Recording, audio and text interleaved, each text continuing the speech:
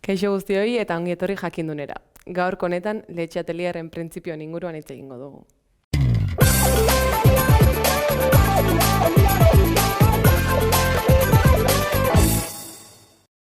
Letxe Atelierren printzipioa edo orekaren legeak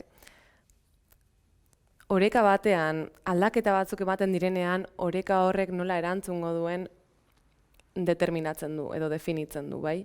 Alterazioek ematen diren puntu horretan, orekak edukitzen duen jarrera, berriz ere oreka berreskuratzen duen arte.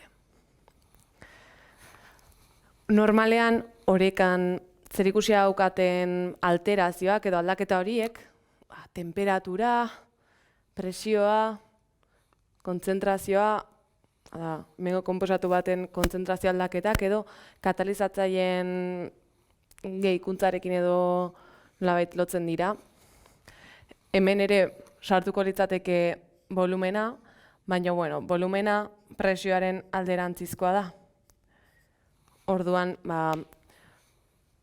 orekaren joera presioarekin egiten duenaren aurkakoa izango da, bai?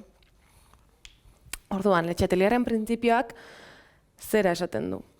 Temperatura igotzen dugunean, oreka endotermikoa den aldera lerratuko dela, berriz ere oreka lortu arte. Guk hemen arbelan daukagun oreka honetan, ikusten dugu, bai, entalpiari begiratuz, entalpia negatiboa dela, hau da, sistema exotermikoa dela, bai? Hau da, energia askatzen duela erreakzio hori ematen denean. Eta guk, temperatura igotzen baldin badugu, dakigu endotermikoa den aldera lerratuko dela. Orduan, oreka norantza horretan baldin bada exotermikoa, guk temperatura igotzen baldin badugu, beste norantzan joango da. Eta, kontrara, temperatura jaisten baldin badugu, exotermikoa den aldera edo gure erreakzioaren norabidea jarraituko du, ez? Eskubirantz lerratuko da oreka, berriz ere oreka lortu arte. Bai, ez da infinituki mugitzen egongo.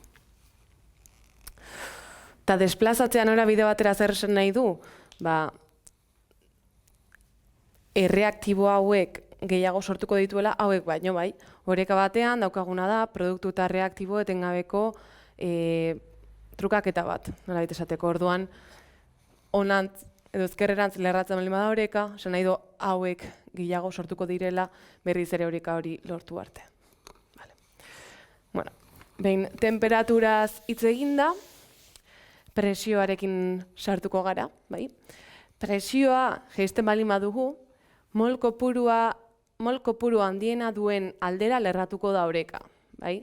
Eta mol kopuruaz hitz egiten dugunean zertaz ari gara, hemen dauzkagun edo estekiometria ari gara, ez? Hemen bi gehi bat daukagu, bai? Mol kopurua, orduan guztira 3, eta hemen soilik 2. Hortaz, zera esan nahi du, hemen mol kopurua txikiagoa izango dela, eta hemen handiagoa. Orduan, presioa txikitzen baldin badugu, mol kopuru handiena duen tokian lerratuko da oreka, hortaz, gure erreaktiboruntz edo gure ezkerrerantz.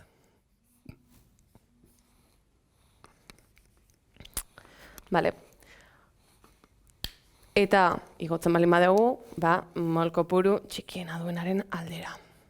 Bai? Volumenarekin kontrako gertatzen da, bai? Lehen hasieran esan dizuten bezala, volumena presioaren alderantzizkoa da, hortaz. Volumena igotzea, presioa jaisteak duen eragin berdina izango du, bai? Eta hemen presioa igotzeak volumena jaistaren berdina. Zer gertatzen da, kasu honetan, erreakzioaren bi aldeetan mol kopuru berdina izango bagenu, hau da, bi erreakzio bat adibidez, presioa zein volumenean egiten diren aldaketak ez zuten eraginik izango gure sisteman. Mol kopuru berdina delako. Orduan, berdin dio sistemari presioa edo volumena aldatzea. Jarraian, kontzentrazio aldaketekin sartuko gara, bai. Guk sisteman, adibidez, NO, edo nitrogeno monoxidoa gehitzen baldin badegu, bai? Kontzentrazioa handitzen baldin badegu, sistema horrek orekara bueltatzeko zer egingo du? Erreakzionatu, bai? Nitrogeno monoxidoak erreakzionatu egingo du, produktua sortuko du berriz ere oreka hori lortu arte. Bai? Kontrara, kenduko bagenu, bai? Gure nitrogeno monoxido kontzentrazioa txikituko bagenu, orekaren erreakzioa kontrako izango litzateke ez, produktu hori sortu nahi du berriz ere oreka hori lortzeko. Eta azkenik, bai, katalizatzaileak gehitzen baldin badira. Katalizatzaileak gehitzen baldin baditugu, ez daukate eraginik orekan. Ez behintzet, konposatuei dagokionez, ez? Mol kopuruen aldera lerratzen dela, konposatu bat gehiago sortzen dela bestea baino. Azkenean oreka bada eta etengabeko dinamika bat da, ez? Eta kasu honetan katalizatzaileek egiten dutena da soilik erreakzio abiadura handitu. Baina ez dute inongo momentutan erreakzioa lerratzen. Bai? Eta berdin, sustantzia inerte bat gehitzen baldin badegu edo erreakzioetan parte hartzen ez duen konposatu bat gehitzen baldin bada. Hortaz, hau izan da guztia, eta gogoratu. Sare sozialetan eta webgunean jarraitu jakindun.